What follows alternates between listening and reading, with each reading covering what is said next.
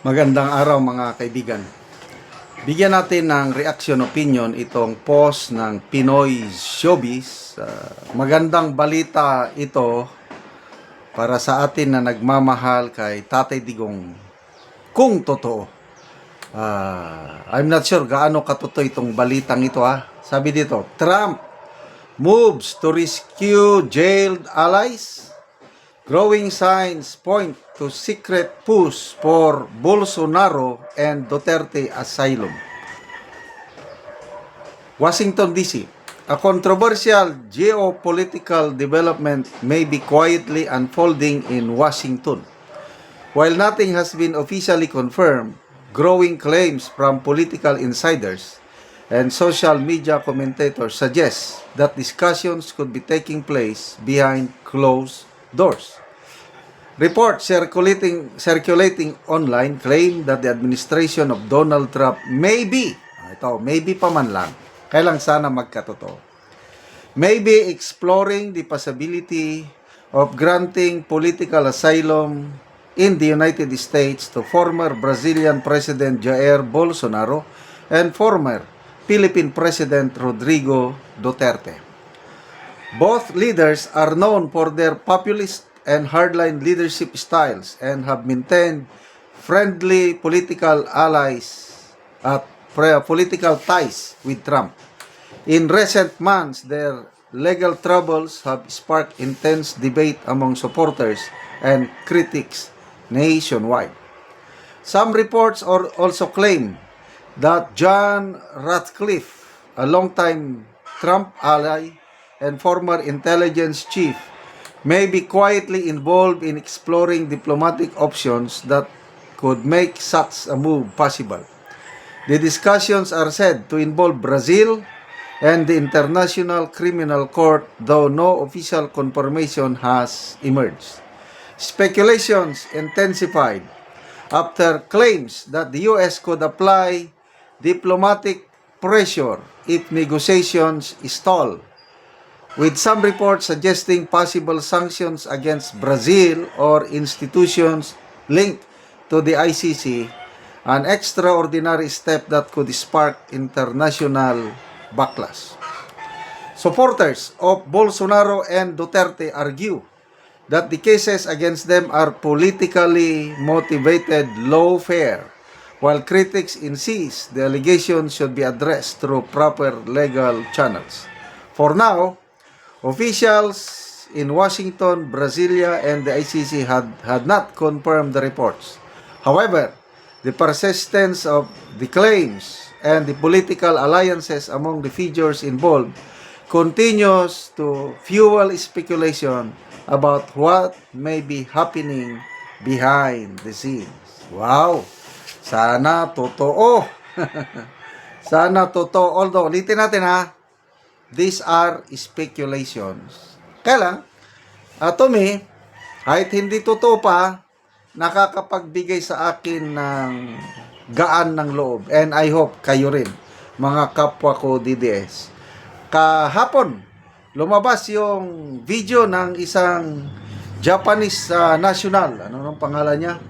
Mr. Sonichi Fujikiri, senior researcher sa UN International Research Institute of Controversial Histories. Nagsalita siya mismo sa UN sa debate on human rights. Japanese national. Nananawagan. Today is March 11, sabi niya, nung nagsalita siya sa UN. Exactly 1 year when the former president was rendition or kidnapped without legal basis.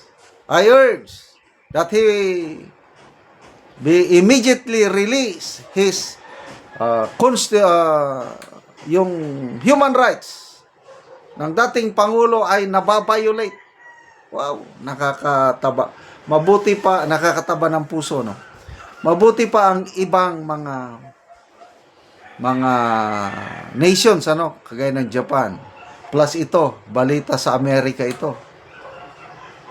Mabuti pa sila, nakikita nila yung magandang ginawa ni Tatay Digong natin.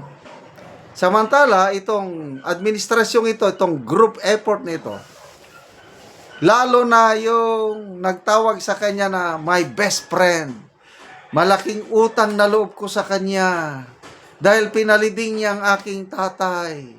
Malaking utang na loob ko sa kanya dahil yung anak niya nakatandem ko at nanalo akong presidente. Mga ganun.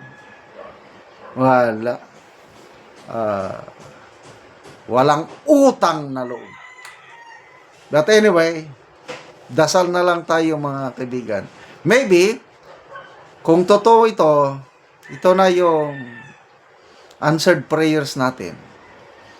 Basta ako, positive ako ha. Every day. Laman ng dasal ko ang ating Tatay Digong and of course the whole Duterte family. Positive ako na Romans 8:28. Yan ang favorite verse ko sa Bible. All things work together for good to those who love God, to those who are called according to His purpose. May pangyayari sa buhay natin, sa buhay ko. Masama.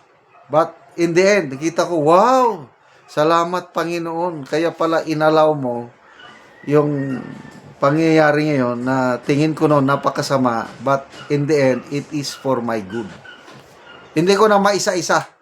Sa edad kong ito, 66 years old na ako, totoo yung verse na yan, Romans 8:28. Kaya kayo mga kaibigan, kung nag-undergo kayo ng kahirapan ngayon, trials, challenges, basta naniniwala kayo sa Panginoon, Romans 8:28 lang yan. Kaya itong kay Tatay Digong, Romans 8:28, in His perfect time, God will reveal His purpose. Bakit niya inalaw na ma-praise siya doon.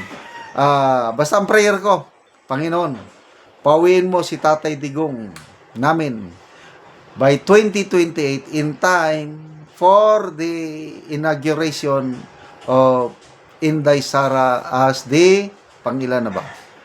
18th ba? Hindi ko alam kung pangilan. As the new President of the Republic of the Philippines. So, di ba? Ang saya-saya natin pagdating ng panahon na yan. Salamat mga kaibigan sa inyong pagsubaybay sa channel na ito. Nakakatulong kayo ng malaki sa tribong Talandig ng Bukidnon dahil ang sweldo natin sa channel na ito is pantulong sa tribo. Namimigay tayo ng libreng yero at pako para makapagpatayo sila ng mas maayos na tirahan. Panoorin nyo ang video na ito. Ano ni ang mga yero nga ipanghatag sa mga tao. So, ilang gibutang. So, kay ulan man, ugma ni ibahin-bahin sa mga tao nga nagpatindog og balay. So, lansang, pako, plinsen, yero, kompleto gyud ang ipanghatag sa mga tao nga nagkalisod. So, bahala gyud nagaulan, tabang gyud sila.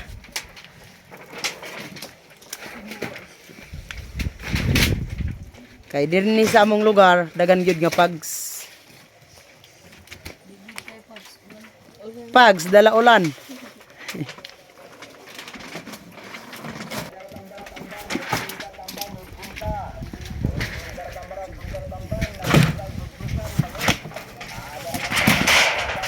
$390 kayero.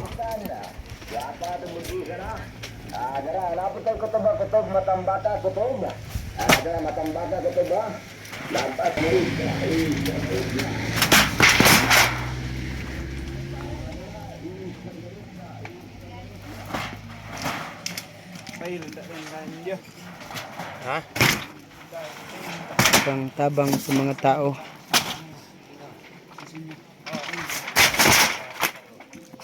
Nga mga daot na ang ilang balay. Marami.